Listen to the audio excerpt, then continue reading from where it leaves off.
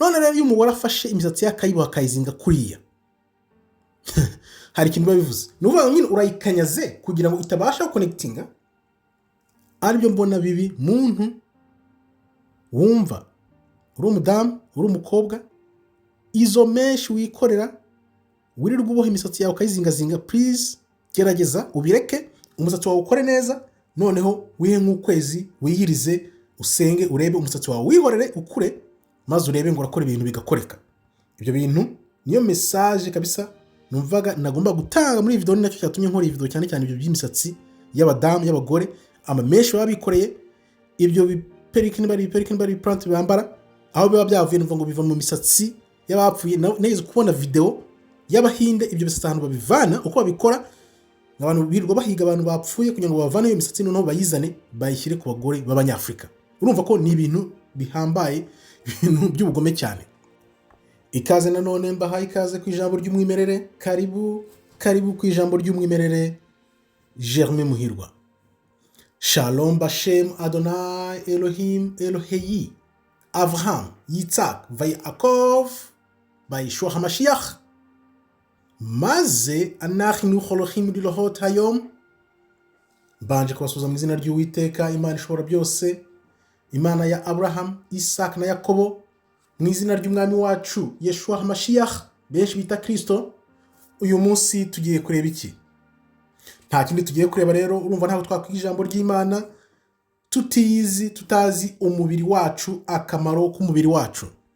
Ubushize wibuke twaganiriye kuri roho, ahiva, uko iza mu mubiri, ibyo iba yeretswe izaza kubamo, mbese nuko twibagirwa ibintu mbere yuko tuvuka. Ibyo byose twabiganiraho muri video y'ubushize. Uyu munsi tukaba tugiye kureba akamaro k'umubiri, ibintu maze iminsi ntekerezaho kugira ngo ndebe koko niba tubyumva. Ikintu cya mbere rero ngomba kubabwira, ibyo turya, ibintu byose turya burya abantu bajya bavuga ngo ry'imbuto, ry'ibintu ibi bifite intungamubiri, ntitubyumve. Uyu mubiri ukoze ku buryo ibyo uhaye nibyo usora, kandi niko nawe nyine ugufata. Tugomba rero kwita ku byo turya. Nk'urugero, iyo wiyirije ukiyima ukiyiriza, nibwo umubiri utangira kwisubira, noneho ukumva koko ufite inyota n'ubushake bwo kumenya iki, kumenya ukuri. Ibyo nabigerageje hafi kwezi, nibwo bwa mbere nari mbikoze, ariko nabonye ko bikora byanze bikunze. Tugomba rero kwita ku byo turya, ibyo tunywa.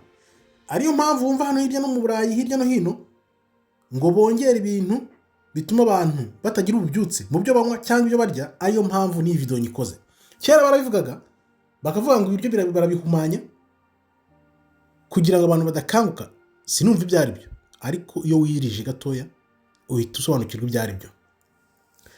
Mu Ivanjiri rero ya Thomas baratubwira ngo iyo ubashije gufata ubwonko n'umutima ukabihuza, noneho bikarasa ku ntego, byose ari ubwonko n'umutima, byanze bikunze icyo kintu kigeraho.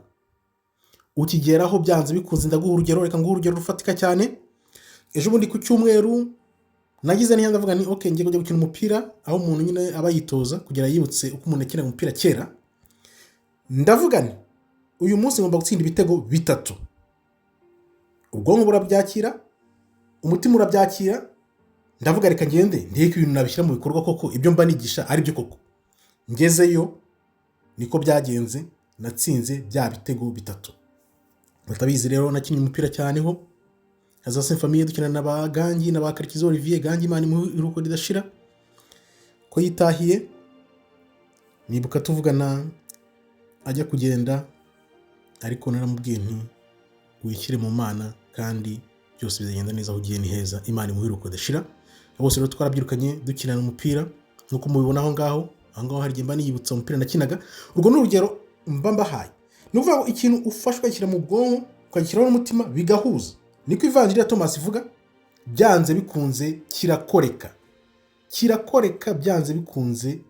Bigerageze nawe urebe. Niyo mpamvu rero n'ijambo ritubwira ngo ntuzatinye wakwica umubiri gusa, ahubwo uzatinye wakwica byose, wakwica umubiri na roho. Ni ukuvuga ngo ababisha nubwo roho batayigiraho access kugira ngo bayigereho, ariko wewe ntuzatinye umuntu wakwica umubiri gusa, ahubwo roho yawe uzayishyire mu ijambo ry'Imana, uyuzemo ijambo ry'Imana kugira ngo n'umubiri nugenda uzajya heza. niyo mpamvu rero ubashije gutegeka umubiri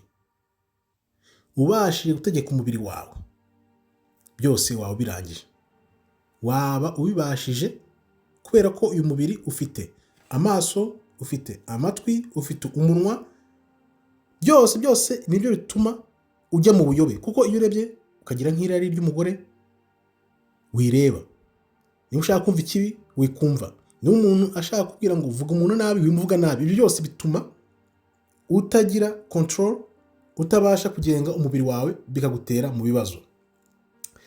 Ari nayo mpamvu rero bavuga ngo kumena amaraso ntuzabigerageze na gato, kuko ubuzima, ubugingo buri mu maraso.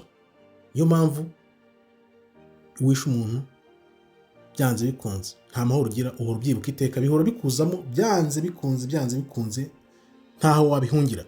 Urumva rero uyu mubiri tugomba kumenya uko twawujemo, uko tuwuvamo, ibyo tugomba kwirinda, ibyo byaha umubiri dukoresha byose ukagerageza. Ibyo bintu birashoboka nubwo bitoroshye. Tuvuge hari n'igihe ushobora kureba nk'umugore ukamwifuza, nubona uri bumwifuza ukareba ukavuga uti sindebe, ukabyitoza, birashoboka. Ikindi kintu rero cyatumye nkora iyi video cyane ni umusatsi w'abagore b'abirabura b'abanyafurika cyane. Maze iminsi ntekereza, kandi nkatekereza no ku bagore, nkatekereza ibyo bakora cyane ku misatsi yabo, nkabona ngiye biratangaje. Naricaye ndibaza, zino meshi abagore bashyira mu misatsi yabo zimaze iki, zivuze iki? Biriya bintu birirwa bikoreye, kumbi umusatsi ntabwo bazi ko hari antene zakira ibivuye aho ngaho mu isanzure bivuye ku Mana, kugira ngo babashe kuba abantu basabanye, bafite ubusabane n'Imana. Ariko naribajije, kuki abagore b'abirabura baboha imisatsi yabo? Urabona ukuntu bayizinga bakayiboha na ziriya meshi n'ahantu byaturutse, ahubwo ngewe mbona ari n'ubugome bukomeye cyane. Uwabizanye sinzi uwo ari we, noneho ngo bambara na ya misatsi ngo y'abapfuye. Ibyo bintu byose, kandi umugore w'umwirabura ari ufite umusatsi uri naturel, umeze neza, uteye neza, ntabwo najya kure abanyandanye ndabanza nkababwira nti ibyo bintu muba mwikorera n'ibiki, ntarabiseka ngewe bikanantangaza. Ni kwa kundi Imana iguha ibintu byiza ukavuga ati no, ibi ni bibi, na tubishyiremo inyurabwenge turebe. Umusatsi, uzafata umusatsi wawe uwubohe cyane, uzingazinge, wumve ntabwo umutwe ukurya gusa, ahubwo ngewe yaranambwiye ati ahubwo ntabwo ari kubyikorera gusa, wakubwira ukuntu biba biryana. Ni ukuvuga ngo byanze bikunze hari umuntu wavumbuye ko burya abagore bafite inyurabwenge. Abagabo wenda bashobora kuba basuzugura batabizi, ariko burya abagore, iyo umugore ameze neza, mukumvikana mumeze neza, mugera kuri byinshi, kandi mukumvira umugozi umwe, mugasenyera umugozi umwe, mukabaho mu mahoro. Niryo banga utanabigerageza, ushatse wabigerageza. None rero iyo umugore afashe imisatsi y'akayiboha akayizinga kuriya hari ikintu biba bivuze. Ni ukuvuga nyine urayikanyaze kugira ngo itabasha connectinga. Aribyo mbona bibi. Muntu wumva uri umudamu, uri umukobwa, izo meshi wikorera, wirirwa uboha imisatsi yawe ukayizingazinga, please gerageza ubireke, umusatsi wawe ukore neza, noneho wihe nk'ukwezi, wiyirize, usenge, urebe umusatsi wawe, wihorere ukure, maze urebe ngo urakora ibintu bigakoreka. Ibyo bintu niyo message kabisa numvaga nagomba gutanga muri video. Ni nacyo cyatumye nkora iyi video cyane ibyo by'imisatsi y'abadamu, y'abagore, amameshi baba bikoreye, ibyo perikini plant bambara, aho biba byavuye numva ngo biva mu misatsi y'abapfuye. Neza kubona video y'Abahinde ibyo bisatsi ahantu babivana, uko babikora, abantu birirwa bahiga abantu bapfuye kugira ngo bavane iyo misatsi, noneho bayizane bayishyire ku bagore b'abanyafrika. Urumva ko ni ibintu bihambaye, ibintu by'ubugome cyane. Dukomeze rero, ntabwo ushobora kumenya umubiri wawe utazi rya jwi rikurimo. Hari ijwi iyo ugiye gukora ikintu rikubwira ngo nyamara ikintu ugiye gukora ntabwo ari cyiza, wakora iki ngiki, ahubwo ririya jwi uramutse ubashije kuryumvira 100%, kuvuga ati iri jwi ndaryumviye 100%, wakora n'ibitangaza bigakoreka. Byanze bikunze nuko kenshi tutaryumvira, kandi noneho tutaryumvira tukisanga mu bibazo, tugatangira kwibaza ngo iyo mbimenye yongera gutya. Ujya wibaza wenda ukavuga uti iyo nza kuba narakoze ibi, iyo nza kuba naravuze ibi ngibi. Birya ni rya jwi riba rikurimo, uwo wanze kumvira, kandi burya riba rishaka kudukonekita n'Imana kugira ngo tugendere mu nzira z'Imana, ariko twe tukanangira tukavuga tuti ariho hahandi bavuga ngo Imana yaguhaye guhitamo, ahubwo twe tujya gushaka ubwami bw'Imana kure. Imana yaraduhaye ibintu biri hafi, hari rya jwi rikurimo ry'Imana, hari n'amahitamo yawe tugendana nabyo umunsi ku munsi, ahubwo sinzi impamvu tutajya tubyiga ngo tubimenye. Ni ukuvuga ngo iteka ryose ugiye gukora ikintu, rya jwi rikakuzamo rikakubwira ati dore kirya cya mbere, akaba ari gikurikira. Twagira amahoro mu buzima bwacu, ariko se tubyitaho? Ngaho mbwira, andika usubize umbwire. Kandi niba twabanye, kandaho like, usangiza abantu iyi nkuru kugira ngo izi nkuru zigere abantu kuri benshi cyane, zigera ku bantu benshi cyane, ubundi tujye tuganira ukuri, dushakisha ukuri kw'ibyo twahishwe. Niko rero inkuru zayo zigera ku bantu benshi cyane. Iyo rero ubona ko ibintu bigiye gukoreka byanze bikunze, urabyerekwa. Nari ngiye kugaruka ku kwita kuri bya bintu tubona, rya jwi rikurimo.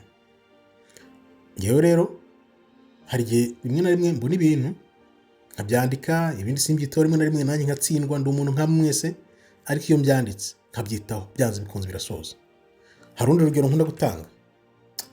Iyi channel yakoze amavideo 450, nta bantu mbona baza kureba amavideo, ari abantu 30, 40, 50 gahoro gahoro. Ijwi ryarambwiye riti umunsi uzabona abantu batangiye kuza kukumva, kukureba, k'ibyo uvuga biri mu kuri, ukabona batangiye kuza, icyo gihe yari yarambwiye ibibazo bizaba. Ayo mpamvu mvuga bya bindi by'ibitabo nanditse, yaba icya Ukraine yaba n'icy'u Rwanda. Iby'u Rwanda kari bwo byari gutangira gutera akavuyo, bizamutse nibwo abantu batangiye kuza, nibwo ibintu bitangiye kujya hanze, nibwo abantu bose batangiye kuza kuri iyi channel. Ndavuga ni bya bintu ijambo ijwi ryambwiye niby'ukuri, ntago ari ukubeshya. Izo ni gihamya umuntu ashobora gutanga, kandi namwe ubwanyu murabyiyemereza, mwabitangira ubuhamya, kuko mwese ndibaza abenshi ntago bamaze ukwezi bamenye iyi channel, ukwezi n'igice, ntago amezi abiri arageraho. Aribyo bivuga rero ngo ryajwi tugomba kuryumvira, tugomba gucunga ibyo turya, ibyo tunywa, tukareba ukuntu twahoza ubwonko bwacu n'umutima wacu kugira ngo ibintu bikoreke. Abadamu mukava ku by'imisatsi, kwizirika izo menshi mukabivaho, mukabireka, mugakora imisatsi yanyu uko bikwiriye. Noneho tukareba natwe ko twakwigobotora iyi ngoyi y'umubisha ushaka kutugota, ariko byanze bikunze ntibishoboka, kuko ibyanditswe ubuhanuzi bugomba gusoza kubw'umwana w'Imana Yeshua Mashiach, ari we benshi bita Kristo. Tukaba tunyoteye kumenya ukuri rero, kuri mu gusangiza abantu benshi cyane.